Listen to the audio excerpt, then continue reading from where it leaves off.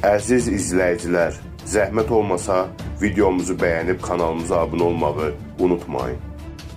Bir il əvvəl həbs edilən Xobot ləqəbli tanınmış qanuni oğru Andrey Voznesenski 8 il 2 ay müddətinə həbs edilmişdi. Amma buna baxmayaraq o, bir il sonra sərbəst buraxıldı. Buna səbəb isə hökm çıxarılana qədər o, görmə qabiliyyətini itirmişdi.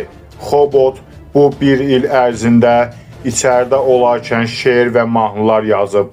O bildirib ki, Voznesenski soyadını məşhur şairə bənzətmə olaraq götürüb.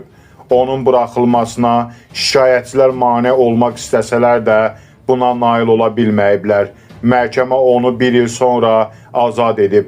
Xatırladaq ki, Xobot bundan öncə 5 dəfə həbs edilib. Sonuncu həbsi isə cinayət iyarxiyasında yüksək mövqe tutması olub.